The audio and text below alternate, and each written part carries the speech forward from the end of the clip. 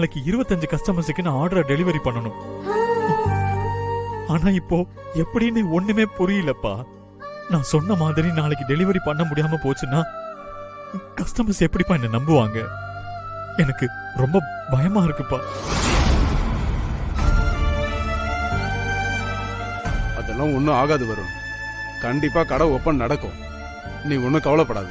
எப்படி பெரியப்பா? டெய்லர்ஸ் எல்லாருமே போயிட்டாங்க.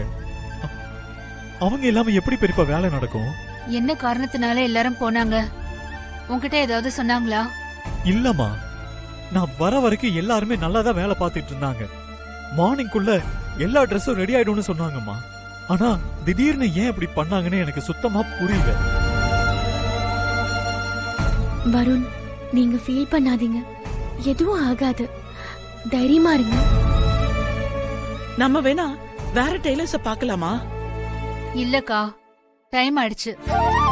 இதுக்கு மேல யாரும் கிடைக்க மாட்டாங்க, கஷ்டம். சித்தி, எனக்கு ஒரு யோசனை. பேசாம நம்ம கடையில இருக்கிற ட்ரெஸ்ஸை எடுத்து கொடுத்துடலாமா? இல்ல கௌதம், நம்மள நம்பி வர கஸ்டமர்ஸ்க்கு நம்ம என்னைக்கும் உண்மையா இருக்கணும். வருணோட டிசைன்ஸ பார்த்துதான் நாளைக்கு கஸ்டமர்ஸ் அவன் கடைக்கு வர போறாங்க. இப்பவும் அவனோட டிசைன்ஸ்க்கு தான் எல்லாரும் ஆர்டர் கொடுத்திருக்காங்க. அவங்க நம்பிக்கைக்கு நம்ம எப்பவுமே துரோகம் பண்ணக்கூடாது. சோ வருணோட டிசைன்ஸுக்கு தான் நாம உயிர் கொடுக்கணும். அதெல்லாம் சரிதான் நாமல. ஆனா இப்ப என்ன பண்றது? இந்த ராத்திரி நேரத்துல டெய்லர்ஸ் எல்லாம் இல்லாம நாம எப்படி? நாம எதுக்கு இருக்கோம்? என்னங்க சொல்றீங்க? ஆமா லீலா, நம்ம எல்லாருக்குமே டெய்லரிங் தெரியும். நாமளும் ஸ்டார்டிங்ல இதுதானே பண்ணோம்.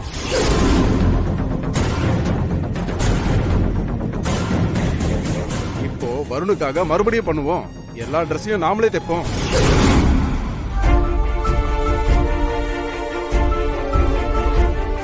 என்ன மாமா சொல்றீங்க? எல்லாருக்கும் டெய்லரிங் தெரியுமா? ஆமாமா, நாங்களும் எடுத்த உடனே கடைய ஆரம்பிச்சு பெரிய ஆளாலாம் ஆகல. அண்ணாமலை டிசைன் சொல்ல அத நாங்க எல்லாரும் சேர்ந்து தச்சு கொடுப்போம். அத மக்களுக்கு பிடிச்சு போய் எல்லாரும் வாங்க ஆரம்பிச்சாங்க. அதுதான் கொஞ்சம் கொஞ்சமா வளர்ந்து இன்னைக்கு அண்ணாமலை டெக்ஸ்டைலா வளர்ந்துருக்கு. வருண், ஆமாப்பா, நாளைக்கு உன்னோட கடை ஓபனிங் சூப்பரா நடக்கும். கவலைப்படாத. சார், சார்,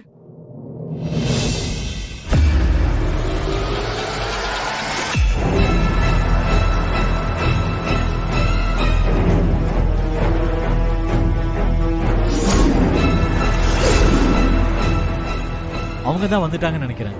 நான் போய் கூட்டிட்டு வரேன். நீங்க வேலையை ஆரம்பிங்க.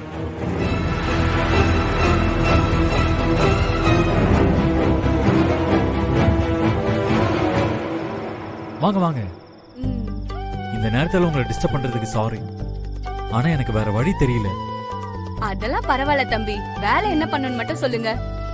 உள்ளதான் வாங்க. வாங்க வாங்கக்கா போலாம்.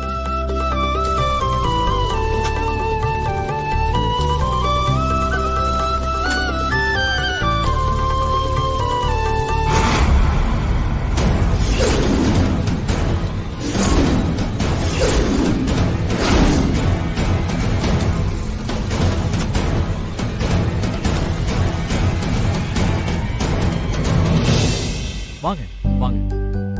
அண்ணே இந்தாங்க, இது கட் பண்ணுங்க. இவங்களும் உங்க கூட வேலை செய்வாங்க. எப்படி செய்யறதுன்னு இவங்க கத்து கொடுப்பாங்க. சரிங்க சரிங்க தம்பி.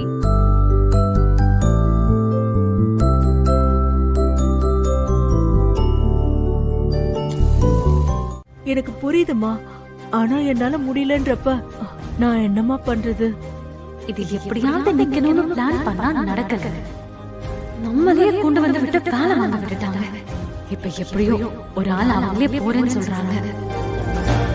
ஆனா வேலை நின்னா கூட நாளைக்கு கடை ஓபன் பண்ண முடியாதுன்னு எனக்கு புரியுது. கொஞ்ச நேரம் வேணா ரெஸ்ட் எடுத்துட்டு பண்ண முடியுமான்னு பாருங்களேன். வெண்ணிலா, என்ன பேசுற நீ?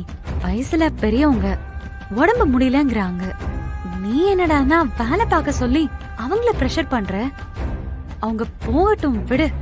இல்லக்கா, எனக்கும் நிலைமை புரியுது. இந்த சூழ்நிலையில எப்படி அனுப்புறதுன்னு தான் யோசிக்கிறேன். என்ன வெண்ணிலா நீ ஏன் அப்படி பேசிட்டு இருக்க? இரு, நான் வருணை கூப்பிடுறேன். வருண், இங்க என்ன சத்தம்? எதுவும் பிரச்சனையா? ஆமாங்க, தோ அவங்களுக்கு உடம்புக்கு முடியலன்றாங்க, கிளம்புறேன்னு சொல்றாங்க. உடம்புக்கு என்னமா பண்ணுது? அது வந்து ரொம்ப படபடன்னு வருது தம்பி. என்னால உட்காந்து வேலையை பார்க்க முடியல. சுகர் பிபி ஏதாவது இருக்குங்களா? நான் வேணும்னா டேப்லெட் வாங்கி தரவா?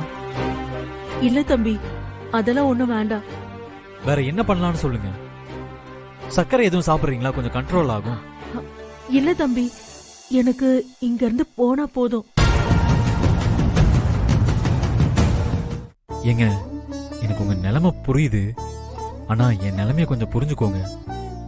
இப்ப நான் பண்ணிட்டு இருக்கிறது சாதாரண விஷயம் இல்ல.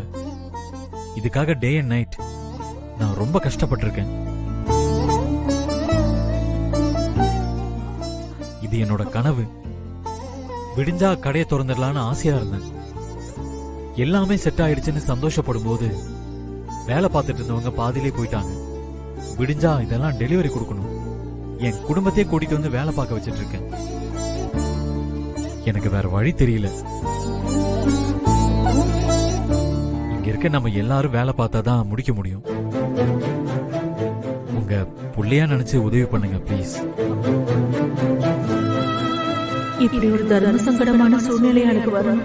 கடவுளே, இப்ப நான் என்ன பண்ணுவேன்? அட்லீஸ்ட் ஒரு 2 மணி வரைக்குமாவது வேலை பார்த்துடுங்க ப்ளீஸ். விட்டுட்டு மட்டும் போயிடாதீங்க. வருண், நீங்க என்ன உங்ககிட்ட கெஞ்சிட்டு இருக்கீங்க? அவங்க முடியாத நிலைமையில வேலை பார்த்தா நம்ம ப்ராடக்டோட குவாலிட்டி தானே அடி வாங்கும். எனக்கு என்ன சொல்றதுன்னே தெரியல.